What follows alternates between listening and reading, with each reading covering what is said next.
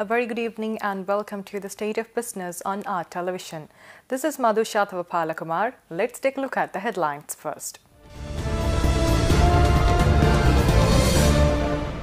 Uninterrupted utility supply key to attracting more FDI, says manager of China Merchant Group. 15th Asia-Oceania Intergovernmental Ministerial Meeting on Anti-Doping to be held in June. Now the stories in detail.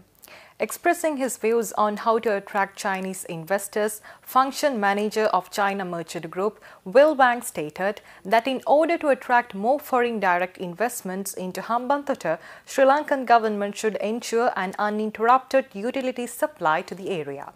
Currently, Hambantota Port has been able to attract many potential investors and have received sound proposals from many local and international investors. Up to now, potential investors from just the heavy industry, new energy, and minor process industry have also expressed a strong interest to invest in this port. At present, Hambantota Port and HAPG is closely working with all potential local and just international investors to obtain required approvals and also to sign agreements. Port-related industry will be in action in the near future, and as more and more just investors visiting this port express their strong interest in this port, their requirements are become very clear. The policy support. As far as I'm concerned, there's no specific policy to support the development of the port-related industry in Hambantota Port or even in Sri Lanka. As an investor, I think when you just take your investment into some place, you must be very clear about the clear policy. What you can do,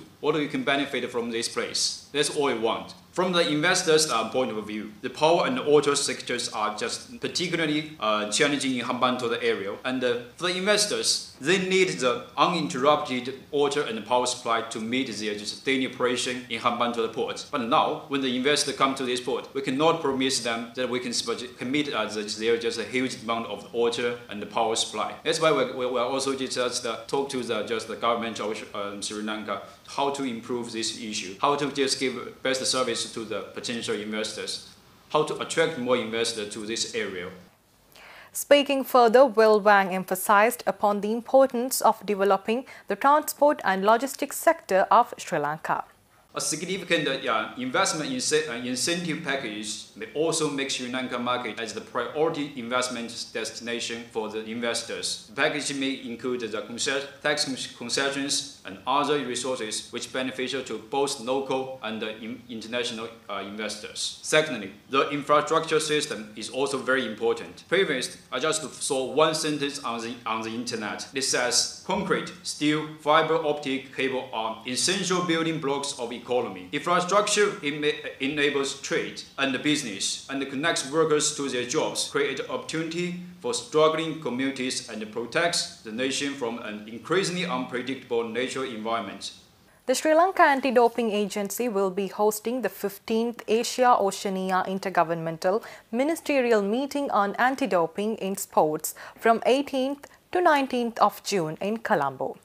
This year, the meeting will be held under the theme Athlete Rights. The media conference in connection with the meeting was held in Colombo today. The event, which is organized by the Sri Lanka Anti-Doping Agency, is designed to promote, coordinate and monitor the fight against doping in sports. During the meeting, 28 countries, including Sri Lanka, out of 45 member countries, will be presenting their progress reports and will be discussing new ways of effective anti-doping. Over 71 foreign delegates, including foreign ministers, diplomats representing the Asia and Oceania region, and representatives from the World Anti-Doping Agency will be attending this year's event. Moreover, a memorandum of understanding is expected to be signed between the Sri Lanka Anti-Doping Agency and the Australia Sports Anti-Doping Authority. Let's take a look at more news after this short break.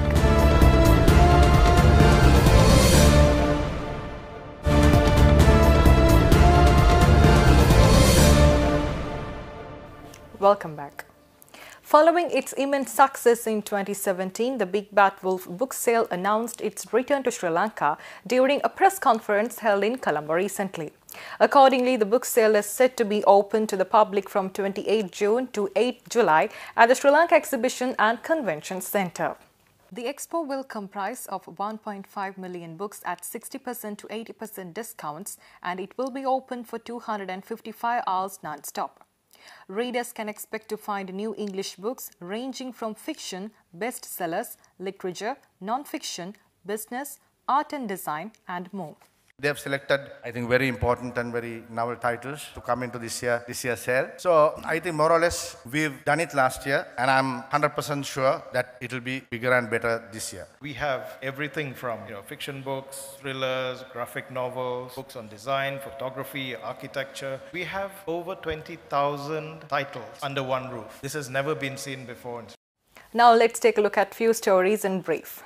The annual Jaffna Food Festival 2018 will be held from 20th to 30th of June this year. The event will showcase the diversity of Jaffna's indigenous cuisine and music. The media briefing in connection with the festival was held in Colombo today.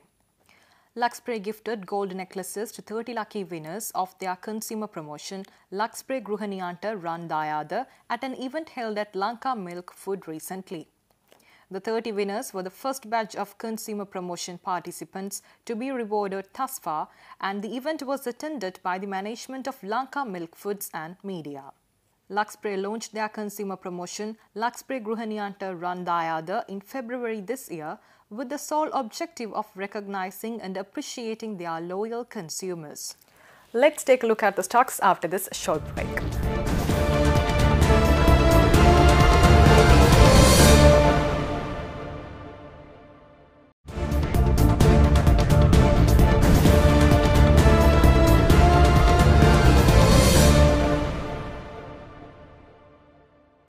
Welcome back. Trading at the Colombo Stock Exchange ended on a negative note today. The ASPI index dropped by 8.70 points to close at 6,354.92. And the S&P SL20 dropped by 17.83 points to close at 3,539.93. Turnover was 326.17 million rupees and 13.2 million shares were traded. Next is Forex rates.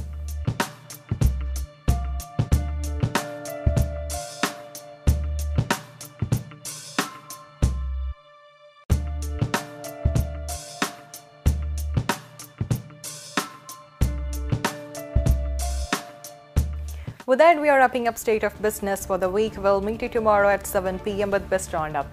Until then, take care. Good night.